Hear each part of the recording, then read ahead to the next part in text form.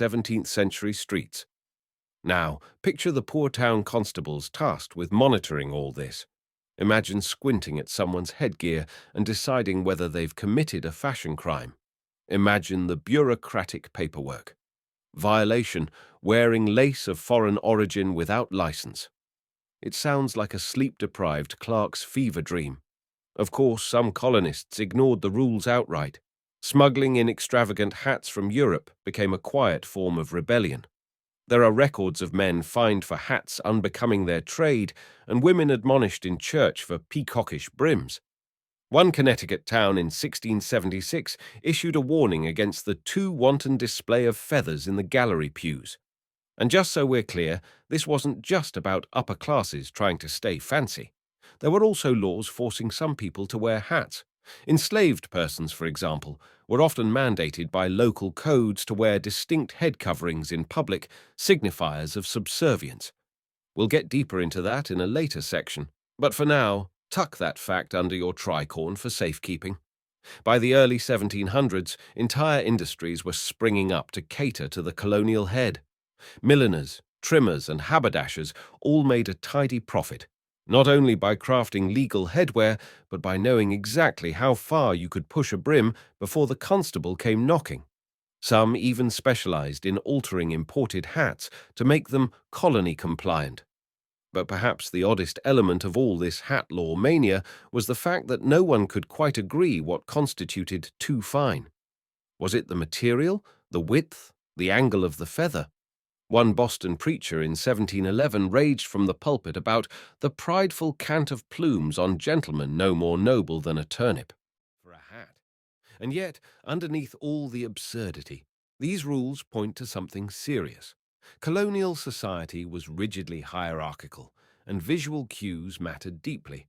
Whether you were buying land, testifying in court, or trying to marry someone slightly above your station, your hat might speak before you ever opened your mouth.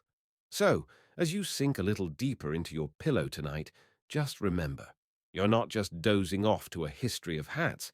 You're drifting into a world where headwear could get you arrested, admired, or married off to the blacksmith's daughter, depending on how much lace you dared to wear on a Tuesday. 40. You wake up in a world still damp from morning dew, the smell of chimney smoke curling through the narrow streets of colonial Williamsburg. It's market day, and you've pulled on your best coat, well brushed, a little faded, and crucially, your hat. It's the same one your father wore before you. It's made of sturdy felt, slightly bent at the edges, with a modest leather band. Not flashy, respectable, legal. But as you adjust it, you spot something in the crowd. A man with an enormous, gleaming white beaver felt hat. Real beaver, not the cheaper hair substitute, and just enough silk ribbon on the side to make you squint. Could he really afford that? Is he even allowed to wear it? This is the silent calculus colonial society performed every day. Feathers, fines, and felt weren't just materials and consequences. They were a code, a form of non-verbal currency traded in glances and assumptions, and the legal system didn't just support this, it actively enforced it. Now the beaver felt craze. That wasn't an accident. It was the hot material of the time, the colonial equivalent of a luxury handbag. Beaver felt was durable, waterproof, and shaped beautifully, holding up through Virginia's damp winters and Massachusetts' rain. But it was also expensive, and the finest felt had to be imported or crafted from North American beaver pelts, which became so prized that they nearly drove the animal to extinction in some regions. Historians still argue whether the beaver hat trade accelerated the colonization of certain frontiers, or whether it was just one of many fur-based fads that shaped early expansion. But it's clear the demand for fine felt created entire economies around trapping, shipping, and crafting the perfect brim. Colonial lawmakers tried to regulate this booming trade not only through tariffs, but through what were essentially appearance laws. You could be fined for wearing imported hats that didn't match your declared income. Certain feather types, especially those from tropical birds, were restricted. One 1718 Boston Ordinance explicitly forbade bands or brooches of foreign silk or gold upon the hat of a tradesman or journeyman. Imagine being a cobbler fined for dressing too well. No, really, it happened. And feathers? Oh, feathers were a battlefield. Ostrich plumes, parrot feathers, dyed goose down. They signaled wealth and worldliness, and colonial women wore them to church with enough defiance to drive preachers to distraction. More than one fire and brimstone sermon included barbed remarks about the prideful peahen among the pews. In Virginia, officials once debated a local woman's bonnet for nearly a week. Was the lace trim Italian, or merely local cotton stitched to resemble it? A jury of actual citizens had to weigh in. Yes, a jury. For a hat. Now, you might wonder, who actually enforced these hat-related edicts? Enter the constable tailor, a hybrid officer whose job involved inspecting clothing in public spaces, especially during church gatherings and markets. He might walk through the square with a small wooden ruler, discreetly measuring brims and glancing sideways at hatbands, occasionally scribbling notes on a parchment. You picture him now, right? A lean man with a pinched expression, muttering to himself as he paces between wagons and stalls. That brim's a quarter-inch past proper. And is that embroidery? Shocking stuff, truly. But here's the twist. Hats were not just a social minefield for men. Women's headwear in colonial America faced a different but equally tangled set of expectations. A woman's cap, bonnet, or hood was supposed to convey modesty and obedience. But even here, styles varied widely depending on culture, location, and marital status. A young unmarried woman might wear a decorative coif. A married Quaker woman would likely stick to plain linen, unadorned, and there were laws about those too. In the 1660s, Connecticut, for instance, widows were restricted in how much lace they could wear, on anything, including head coverings. Why? Because lace meant luxury, and luxury meant suspicion. Even grief had a dress code. Hat laws didn't just stop at brim width and decoration. The material of the hat also came under scrutiny. Wool felt was acceptable. Beaver, a bit extravagant, depending on your station. Silk, that could get you a summons, unless you were a minister's wife or the governor's cousin. The colonies were obsessed with what you wore on your head because they were obsessed with hierarchy. And yet, despite all this regulation, hats remained a defiant expression of personal style. Some colonists skirted the laws with hidden brims, like folding the edges upward or wearing removable outer bands that could be popped off when the constable came around. Others simply ignored the rules and paid the fines, treating it as a sort of fashion tax. One particularly brazen character from Williamsburg, a barber named Jasper Little, was cited 4 times in a single year for hat flourishment. No one knows exactly what that meant, but court records suggest he wore a brim lined in bright yellow stitching with a cockade ribbon looped at a cheeky angle. Jasper didn't care. His shop was always full. Historians still argue whether these fashion rebels were tolerated as local color or quietly resented. But one thing's for sure. Colonial brims were more than decorative. They were deeply political. Just wide enough, and you could signal defiance without saying a word. Meanwhile, rural areas were often less strict, at least in practice.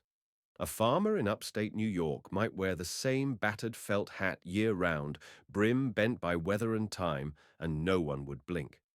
But head into a port town like Boston, Philadelphia, or New Haven, and suddenly brim etiquette got very real. It wasn't just class either. Religion and ethnicity played a part. Mennonites wore flat-brimmed black hats year-round with no trim or decoration. Huguenots favored slightly taller crowns and narrower brims.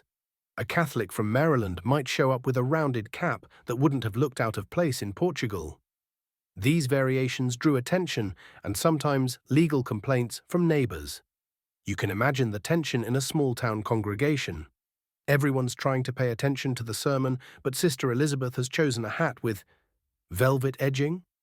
The scandal practically preaches itself. So yes, brim laws seem absurd now, but they were rooted in a deep anxiety. In a world where class mobility was limited, where rebellion simmered just beneath the surface, and where status could hinge on your ability to copy London fashion 6 months late, brims mattered, and they were just getting started. It's another sleepy morning in the colonies, and you're stepping outside in your carefully measured brimmed hat just in time to see your neighbor get fined again. This time it's for a silver-threaded band. He tries to protest. "It was a gift from my cousin in London." But the town constable just nods solemnly and writes the ticket. You keep walking, grateful your own hat says nothing too loud, nothing too proud. Because here's the deeper layer. Hats weren't just a matter of fashion or law. In colonial America, your hat was a kind of portable resume. It signaled your job, your rank, even your politics. And nowhere was this clearer than when you tried to take your hat off or leave it on. Welcome to the etiquette of uncovering. If you were a man, how and when you removed your hat was loaded with meaning. In the presence of a judge? Off, immediately. In church? Absolutely. When speaking to your social superior? Definitely. But around friends or equals, you might give just a quick tilt. And if you were particularly bold or particularly annoyed, you might leave it right on. Historians still argue whether these unwritten codes were strictly observed or more often used to provoke.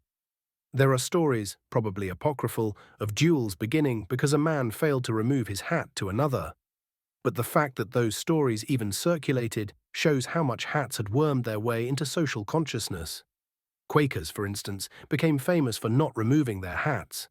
This wasn't laziness or rudeness, it was theological. They believed all people were equal in the eyes of God, so why should they uncover for one and not another? The refusal became a hallmark of their identity, and not surprisingly made them targets for derision, suspicion, and even legal trouble. In New Amsterdam, which would later become New York, early Dutch colonists had their own customs. There, leaving your hat on indoors wasn't automatically rude. It depended on context. But when the British took over in 1664, they brought with them a much stricter code of hat manners. Suddenly, hats became tools of both cultural assimilation and quiet protest. Let's say you're a middling tradesman in Boston. You want to signal respect, but also strength. You learn to master the hat flourish, a smooth removal followed by a bow, hat held at waist level, crown facing in. That tells your superior, "I respect you, but I'm not beneath you." Do it wrong, and you might come off as groveling, or worse, insolent. Women again played by different rules. They didn't typically remove their head coverings in public. Hats, caps, hoods, or bonnets were part of their modesty code. But they could still signal meaning. A lifted veil, a ribbon tied to the left instead of the right. These were subtle cues in a society that left few official avenues for feminine expression. Let's wander now into a courtroom, say, in 1732. A young apprentice is standing trial for theft. He wears no hat, because he's not allowed one. In fact, part of the humiliation of the courtroom is being bareheaded before your accusers. The judge, wearing a powdered wig under which his ceremonial hat rests on the bench. Everyone knows he will only put it on if he needs to leave the room in symbolic dismissal. The hat, even when unused, holds authority. This dynamic plays out even on battlefields. During the French and Indian War, British officers obsessed over proper dress, including correct headgear. A tricorn hat worn at the wrong tilt could suggest either incompetence or arrogance. And for militias, hat uniformity became a way to distinguish friend from foe, especially important in wooded ambushes where banners were useless. Even children were brought into the hat system early. Boys around age 7 were typically given their first brimmed hat as a rite of passage. Before that, they wore caps or went bareheaded. That first hat was a sign you were leaving childhood. And it wasn't just symbolic. You were expected to learn the rules, when to doff it, how to clean it, and how to carry it without mangling the brim. Fast forward to a colonial wedding. The groom's hat is new, perhaps imported if he can afford it. The bride's bonnet is stiff with starch, likely passed down through generations. During the vows, both sets of headgear are removed briefly, not for romance, but for God. You watch this ritual unfold with the sense that, yes, even love must kneel to the brim. In church, hats were a whole separate matter. Most Protestant sects required men to remove their hats inside the sanctuary, but women had to keep theirs on. The theological reasoning varied, but the effect was the same.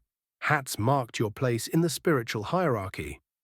And if you wore the wrong one, too decorated, too worn, too tall, you might find yourself the subject of pointed glances during the sermon. Let's not forget funerals. The grieving hat was typically darker, unadorned, sometimes even veiled. A man attending the funeral of a respected elder might wear a hatband, a strip of black crepe tied around the crown. It was a subtle but powerful sign of mourning, and failure to wear one could be seen as a grave insult. In this atmosphere of coded brim tilts and sanctioned ribbons, it's no surprise that hat shops flourished. Milliners were among the most critical artisans in colonial towns. These weren't mere salespeople. They were advisors, confidants, semi-therapists. People consulted them for guidance on what their hat said, how it might be misinterpreted, and what to wear for specific events. And then there were the sermons about hats. Oh yes, preachers couldn't resist the symbolism. The hat as vanity, the hat as pride, the hat as false armor against divine judgment. One sermon in Connecticut warned against the sinful embellishment of brims, which admittedly sounds like a prog rock album title, but was dead serious at the time. It's enough to make you imagine a whole society teetering on the edge of a hat brim, delicately balancing propriety and rebellion, respect and resistance. And maybe they were. Because in colonial America, you never just wore a hat. You declared something with it. You asked permission, signaled allegiance, invoked tradition. And if you removed it, or didn't, you changed the story. So be careful when you tip your brim. The eyes around you are watching. By now, you're starting to feel it. That invisible weight that hangs over every colonial hat, tugging not just on your scalp, but on your entire place in society. And yet the regulations didn't stop with your own head. Because what if you were a servant, or enslaved, or even just a very unlucky apprentice? Welcome to the laws of who got to wear a hat at all. Imagine yourself as a domestic servant in 1700s Williamsburg. You rise before dawn, fetch water, stoke the hearth, and if your master is generous, you're permitted a simple wool cap. Nothing with a brim, nothing too structured, definitely nothing with a feather. Eventually wore a bonnet to church that turned every head. But for every one of those tales, there were dozens of people punished for even looking too fashionable. It's easy to forget, in the sleepy stillness of this moment, just how loud a hat could be in colonial America. It shouted in stitches, whispered in ribbons, accused in felt. And sometimes it condemned. So when you picture the bustling streets of colonial towns, remember, every head covering told a story. Some declared pride, others enforced silence, and a few, defying the law, dared to say, "Now let's shuffle quietly into the merchant class." You're a shopkeeper in colonial Philadelphia. Perhaps you sell dried spices, wax candles, or shoe buckles polished to a dull, respectable shine. Your shop is modest but clean, and as you unlock the door each morning, there's one thing you never forget to wear: your hat. Not because you love it, not because it's fashionable, but because it's part of the uniform of being taken seriously. This, you see, is the strange middle ground where hats became tools of negotiation. For colonial merchants and tradespeople, the right headgear was less about legal enforcement and more about economic survival. Without a hat, your customers might assume you were no more than hired help, or worse, that you couldn't afford one. And that, in this fragile social ecosystem, could make or break a deal. So what kind of hat are we talking about? For the middling sort, tricorn hats were the safe bet. Simple, three-cornered, often black or dark brown. Worn a bit stiffly, like you're afraid someone will accuse you of enjoying it too much. Wealthier merchants might afford beaver felt, while the rest settled for wool or even thickened linen soaked in fish glue, an aroma no amount of rosewater could quite mask. Now lean in a bit, because here's the kicker. Merchants often strategically downgraded their hats. That's right, some purposefully wore slightly shabbier styles to seem more relatable to their customers. If your clients were butchers and coopers, showing up in a powdered wig and satin-trimmed hat might just kill your sales faster than a thunderstorm at market day. Historians still argue whether these choices were instinctive or part of a broader cultural code. Was it modesty, marketing, or just a colonial version of dressing for the job you have, not the one you wish you had. Either way, the hat became a kind of economic performance, a brimmed balancing act. Now follow your hat-wearing self into a meeting of the local trade guild. These gatherings weren't quite as formal as a town council, but they were where deals were made, apprenticeships arranged, and gossip floated like chimney smoke. And just as everyone arrives, you notice the quiet dance. Who takes their hat off first? Who keeps it on a little longer than necessary? Who places it down with a dramatic little thump on the table? That's not just fidgeting, it's coded communication. Keeping your hat on might signal impatience or self-importance. Removing it too quickly might betray nervousness. And if your hat is stained or battered, you may as well not speak at all. These weren't laws on paper, but they were laws just the same. One Boston merchant in 1732 reportedly commissioned a hat with a hidden compartment, large enough to tuck a few banknotes or a modest flask. Whether this was genius or desperation is unclear, but you have to admire the multitasking. Still, not all merchants played by the hat rules. Some, especially those in port towns, took pride in standing out. Imagine the bright red cap of a spice trader returning from Suriname, or the blue velvet turban worn by a tea merchant in Charleston trying to emulate East Indian fashion. These hats weren't legal infractions, but they were visual gambles. In a society obsessed with appearances, standing out too much could invite questions. Or worse, mockery. Which brings us to satire. Colonial newspapers loved a good hat joke. One satirical column described Master Cobblewick, who didst don a hat thrice his own head's width, perchance to elevate his intellect, while another mockingly praised Lady Farnsworth's bonnet, which did cast a shadow large enough to shade the hopes of 3 suitors. Hat humour was practically its own genre. These jests, while silly, often poked at real tensions. The lines between classes were thin, and hats were one of the few things people could manipulate to push those lines. A tradesman's hat too fine might raise suspicions of fraud. A woman's bonnet too ornate could spark rumours of immorality. A clerk's cap too drab might block his promotion. All this from a bit of stitched fabric. Meanwhile, hat makers, known as milliners, were rising in status. If you think Etsy sellers are modern pioneers, picture a milliner in 1750s Savannah, importing lace from France, dyeing her own ribbons, and customizing bonnets to fit local gossip. She knew who was sleeping with whom. She knew whose husband was suddenly in need of a more respectable brim. And she absolutely knew how to make a hat that flattered while staying juiced inside the legal guidelines. By now, you're starting to get it. Hats were currency, not in the monetary sense, though they were expensive, but in the way they signaled ambition, restraint, conformity, or rebellion.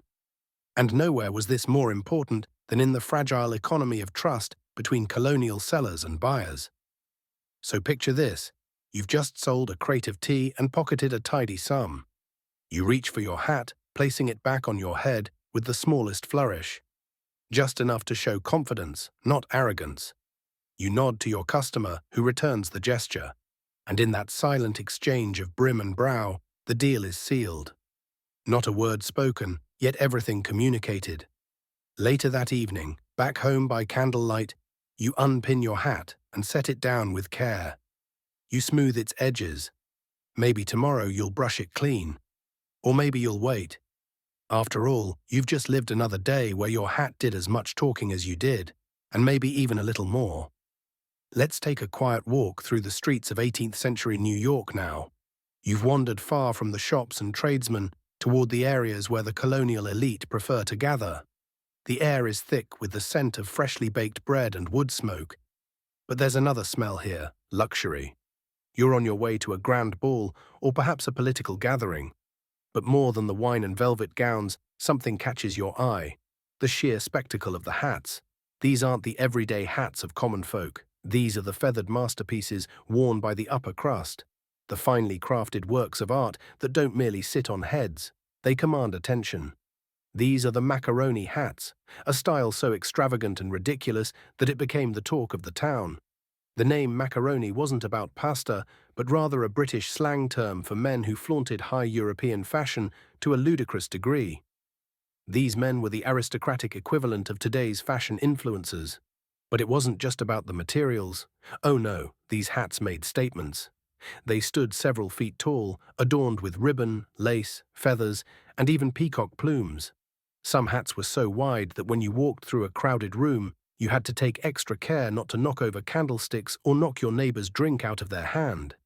In fact, historians still argue whether wearing such towering headgear was a calculated display of wealth or simply a prank, an extravagant way to make a fool of oneself and everyone around you. Let's zoom in a bit. The men who wore these hats, often seen at taverns or political rallies, weren't just interested in drawing attention, they were also showcasing their complete rejection of the puritanical ideals of colonial America. After all, this was a time when many were still clinging to ideas of modesty, simplicity, and decorum. You could tell a lot about a person from the size and style of their hat, and these men were making it clear. They weren't bound by the rules that tied the rest of society together. For them, life was to be lived larger. The hat, in this case, became a kind of rebellious symbol. Those who wore the macaroni style weren't just signaling wealth, they were signaling freedom. They were pushing the boundaries of what was socially acceptable. Historians debate whether this was a clever subversion of class constraints or simply the folly of the rich who didn't know how to behave. Either way, it was clear that hats could be as much about social defiance as they were about vanity. And it wasn't just the men. Women, too, were getting in on the extravagant hat game. The 18th century saw the rise of the high coif, a towering hairstyle with elaborate feathered bonnets perched atop. These headpieces, sometimes 3 feet tall, were decorated with silk flowers, pearls, and ribbons. Imagine trying to enter a doorway with a hat like that. There were literal cases of women getting stuck. It wasn't about practicality, it was about presence, about making a statement that said, "I am here, and I am the most important person in this room." There's a somewhat humorous side to this as well. Hats, once a symbol of social order and humility, had now become the very tools of vanity and self-indulgence. The aristocracy had taken something as simple as a piece of cloth and turned it into an absurd spectacle. And for the working class, who could only dream of such luxury, these hats became a visual mockery of the very concept of class struggle. The hats became political too. Just a few years later, during the revolutionary fervor of the 1770s, the macaroni hat would begin to fade out of favor, replaced by the more modest tricorn hat, smaller, simpler, and more aligned with the Republican ideals of thrift and practicality. But for a brief moment, the macaroni hat was a symbol of excess, the very thing the revolutionaries would later rail against. It was almost as if the hat itself was a symbol of all the things that would soon come crashing down. On the other side of this, there were those who truly hated the flamboyant hat culture.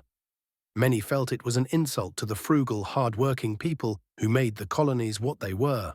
When the American Revolution began to take shape, one of the symbolic acts of rebellion was a rejection of unnecessary opulence. In fact, there were entire pamphlets written about how absurdly impractical these hats were. One famously read, "No person of sound mind would willingly tilt their head at such a foolish angle for the sake of fashion." It was a parody, of course, but the sentiment struck a chord. People began to question the relevance of such frivolous displays at a time when they were facing more serious struggles. Yet despite the mockery, the hats didn't entirely disappear. Instead, they evolved. With the rise of the Republic, the hats became more streamlined, reflecting the new, revolutionary ideals of simplicity and equality. The elaborate, towering hats of the old aristocracy slowly gave way to simpler styles, and the bold statement of wealth and rebellion morphed into a quieter symbol of individualism. Still, the legacy of the macaroni hat persisted, a reminder of a time when fashion and politics collided in the most absurd and fascinating ways. As you wander through this historical moment, it's hard not to smile. The ridiculousness of those towering hats, the sheer audacity, reminds us that, in the grand scheme of history, every era has its own unique brand of folly. And in colonial America, it was the hat that bore the brunt of that absurdity. Perhaps in the end, the most significant lesson of these flamboyant headpieces wasn't just about vanity or wealth, it was about power. It was about making sure that everyone knew you were someone to be reckoned with. And as with any symbol of power, it was never about the hat itself. but the stories woven into it. Let's pause now and take a closer look at how these hats impacted the people who weren't wearing them, the people who couldn't afford them. You've probably seen the paintings of colonial life, the ones where men wear hats so grand their brims seem as if they could take flight at any moment. But what about the people who were working the land, toiling in fields, or toiling at jobs you've probably never thought about? For many in colonial America, the hat wasn't just a fashion statement. It was an unspoken marker of your place in society. If you were a farmer in the backwoods of Pennsylvania, your hat was practical. It kept the sun off your face while you worked the fields. You might have had a simple felt hat or a straw bonnet, something durable, something utilitarian. You wouldn't be seen with a macaroni hat unless you wanted to risk being laughed out of town. But for people in the lower classes, especially those living on the outskirts of cities like Boston or New York, not having a proper hat was a serious problem. Not having the right hat was a matter of survival. You didn't just lose out on respectability, you lost your place in the social fabric. You might be considered a no-account, someone whose status was so low that even your head was unfit for decorum. This became especially evident when you think about the legal ramifications. There were times when, during important court proceedings, people would be judged not just by their behavior, but by their headwear. If you came to court wearing a simple wool hat, you might not be allowed to stand in front of the judge. If you showed up in a hat that didn't pass the social standards of the day, you risked being immediately dismissed as a nobody. No matter the gravity of your case, hat laws didn't just protect the upper class, they were a tool for keeping the lower class in check. Think about a man who's been accused of theft. He's standing in front of a magistrate, hands trembling, his heart racing. And what happens? The judge looks at his hat, then looks at him and shakes his head. It's the wrong kind of hat. Maybe it's too ragged. Maybe it's too new. Either way, he's already lost. The court doesn't even need to hear his defense because his hat has already done the talking. Historians debate whether this system was more about maintaining order or about keeping the classes separated. Was it truly a class structure designed to create stability, or was it an excuse to let the upper class flex their power? Some scholars believe that these laws were necessary to avoid chaos. There had to be rules about who could sit where, who could speak when, and most importantly, who had the right to wear certain types of headgear. Others argue that the laws were, at best, a cruel joke, and, at worst, a mechanism of social control. As we drift further into this thought, imagine the dynamics within a small village. A local barber might find himself in a dilemma. He doesn't have enough money to buy a high-quality hat, and the one he does own is practically falling apart. But one fateful day, a new customer walks in, a man of some means who's clearly keeping a close eye on him. The barber knows what's at stake. He's not just cutting hair today, he's performing a kind of social dance. He trims the man's hair with precision and care, all while wondering if that old hat will cost him his livelihood. At the same time, there's a woman in a nearby village who makes hats for a living. She's one of the few milliners in her town who's able to afford a proper shopfront. But her business is all about finding the perfect balance of practicality and fashion. No one wants to wear something that looks outlandish, but nobody wants to look too poor either. Her hats are modest but stylish, made from the finest wool or straw she can find. People come from miles away to get their headwear just right, especially on the eve of major events, like the Harvest Festival or a town meeting. But there's a hidden tension at play here too. The milliner is caught in a cultural tug-of-war. She knows her customers want quality, but she also knows that any sign of too much showing off could lead to criticism, even from the townspeople who buy her goods. It's a delicate balance, and she's acutely aware of the consequences if she gets it wrong. Too much fancy stitching on a bonnet could make her the target of gossip, but too little flair could signal she's out of touch with the world of fashion.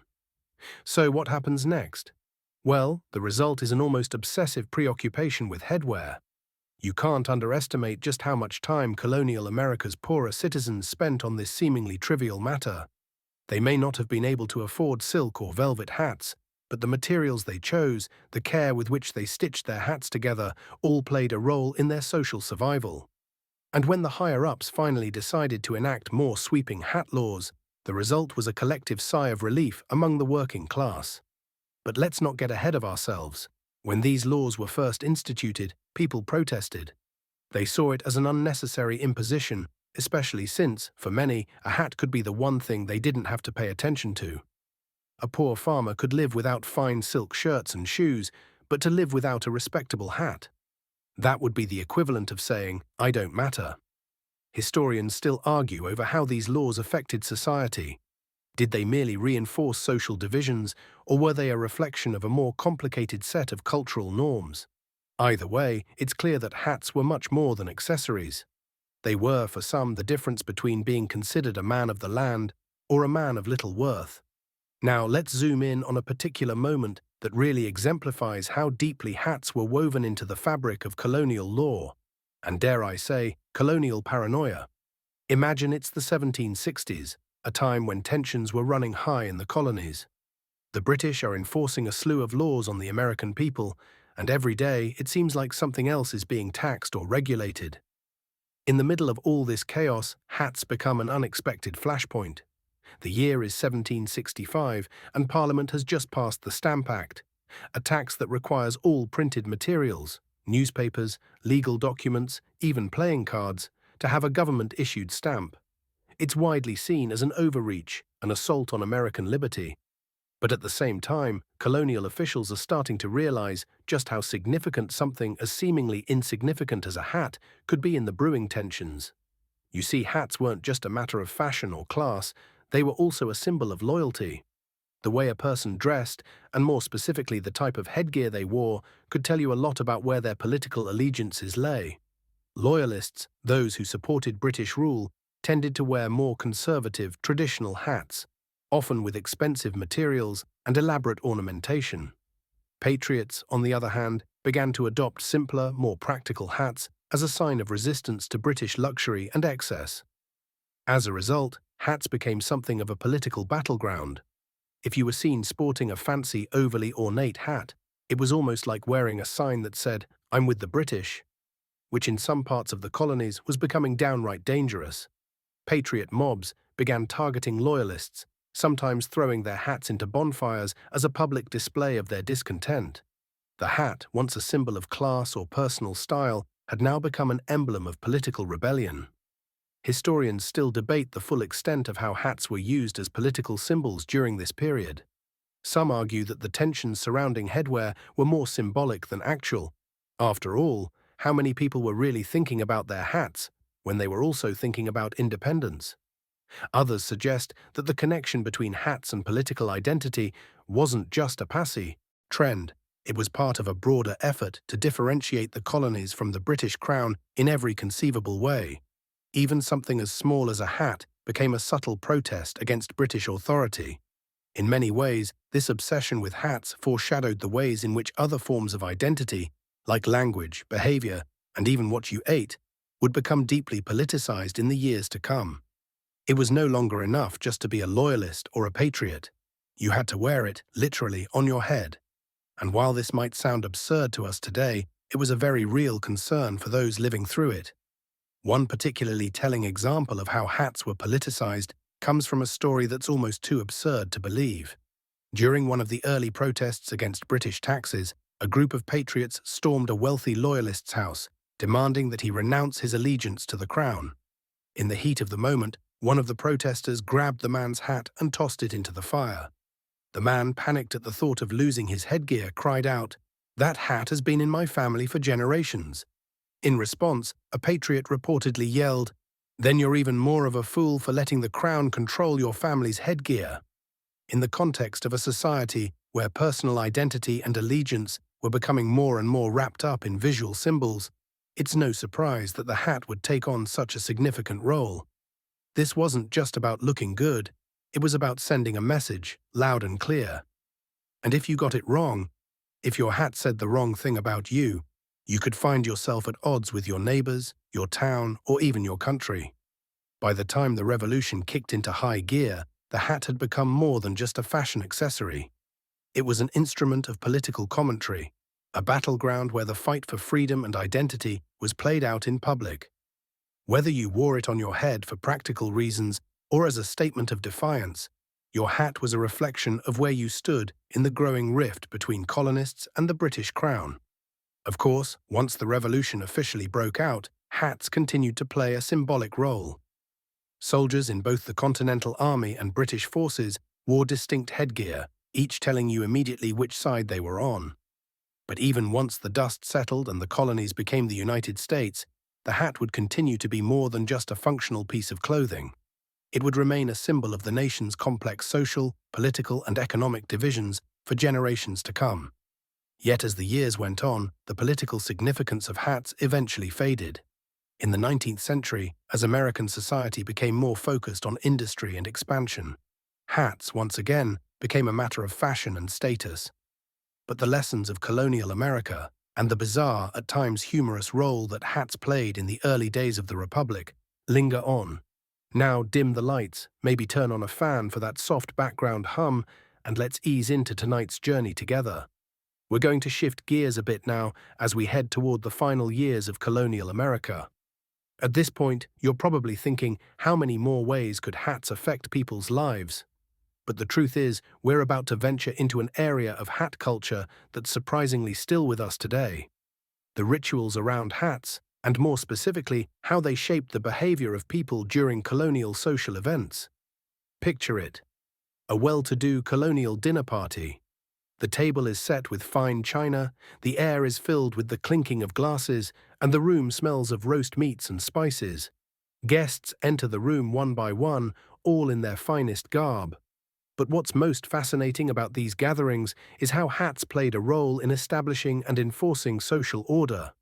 The first thing you should know is that hats were not just a part of the overall attire, they were an integral part of social etiquette. A gentleman at a dinner party wasn't just concerned about his attire, his posture, or his manners. He had to pay special attention to when and how he wore his hat in a formal setting. If you walked into a gathering with your hat still on, it could be perceived as a grave insult. Imagine sitting at a table, feeling the weight of a finely crafted tricorn hat on your head, while your host watches you, wondering when you'll finally have the good sense to take it off.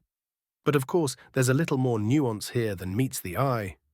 If you were a gentleman of certain stature, particularly one who'd spent time in Europe, you would have been aware of all the proper codes surrounding your hat. In fact, if you wore your hat too early in the evening, before the host had formally asked everyone to be seated, you risked being perceived as disrespectful or too eager. Similarly, if you didn't properly tip your hat in the right direction at the right moment, say as a sign of acknowledgement to the host or the most important guest, you could unintentionally offend someone.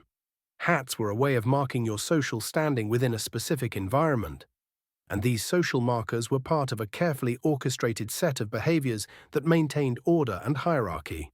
Now let's zoom out and take a closer look at another peculiar behavior that arose from hat wearing: the hat ceremony. A curious event took place during major social gatherings or official public events. When guests arrived at a ball or a formal dinner, they often underwent a kind of hat inspection to see which kind of headgear they were wearing. This wasn't just a matter of checking for style, it was a way of making judgments about a person's social status, political loyalty, and even personal wealth. In fact, it was so important that, at some events, your entrance was more or less a performance of your social status. Your hat was your ticket in. It was often seen as an extension of your personal character, a reflection of your adherence to both fashion and culture. If your hat was too plain, you might be excluded from certain spaces, a reality that both soothed and stressed the upper classes. On the flip side, an overly extravagant hat could result in you being labelled as ostentatious, or worse, too British, which, during the height of revolutionary sentiment, was not a good thing at all. Historians still argue over whether these hat rituals served any real, lasting purpose. Some believe it was merely an outward sign of rigid social structures that needed constant maintenance to ensure the upper class stayed in control. Others argue it was a sign of the colonists' growing influence over their own culture.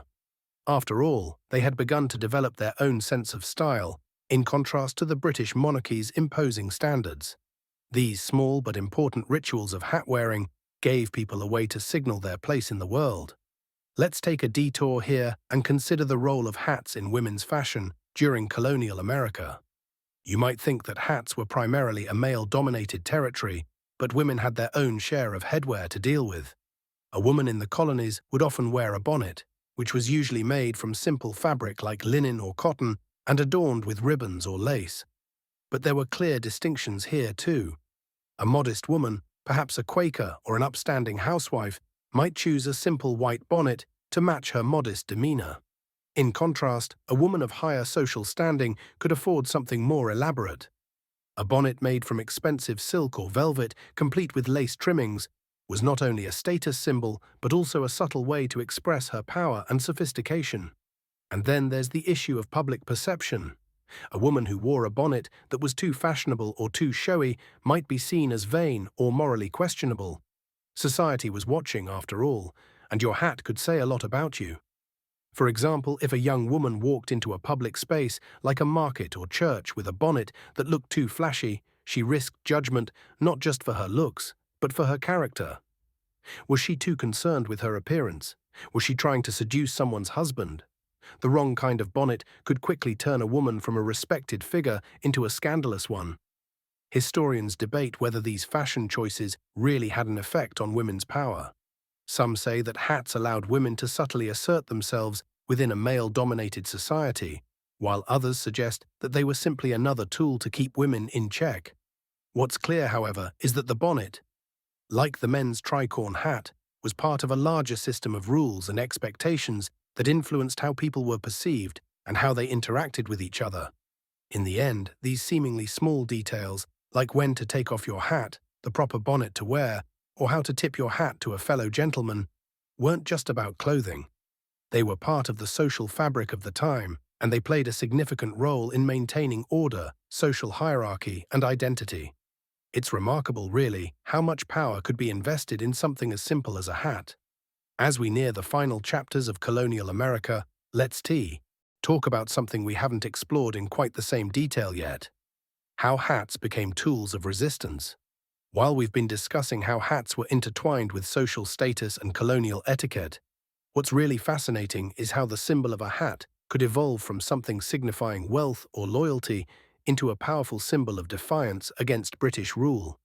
By the late 18th century, as revolutionary sentiment spread through the colonies, hats, of all things, became weapons in the war of public opinion.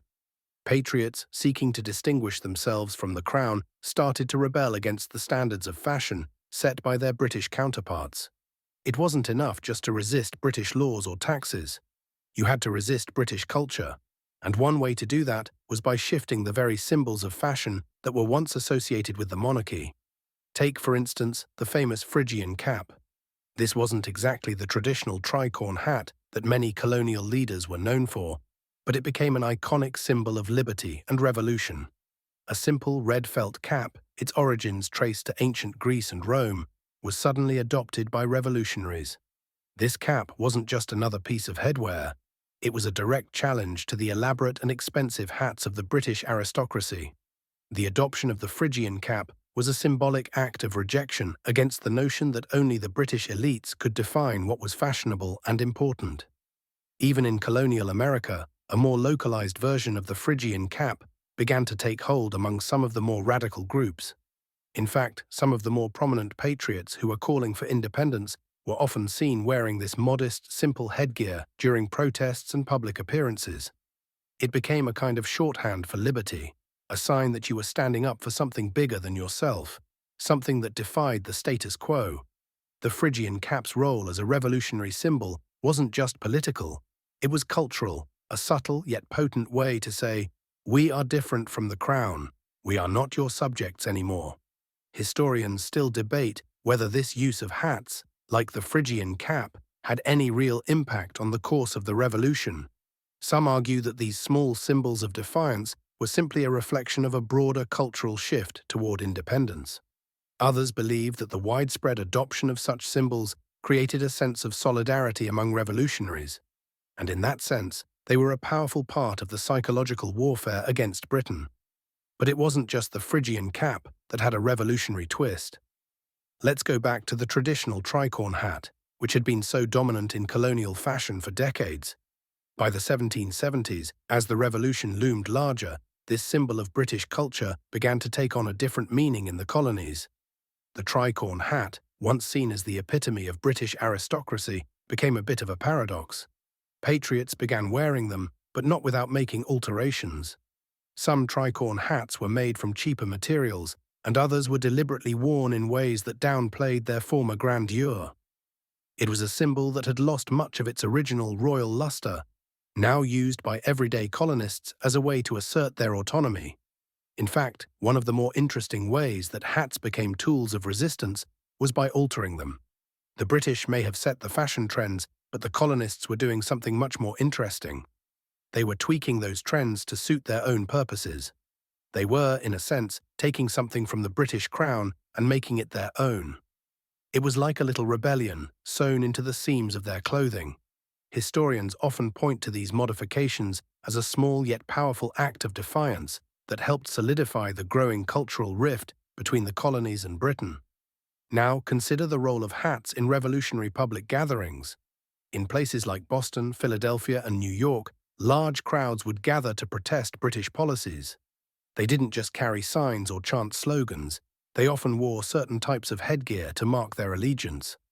A simple tricorn hat, modified to look a bit more worn or less polished, could distinguish a patriot from a loyalist at a glance.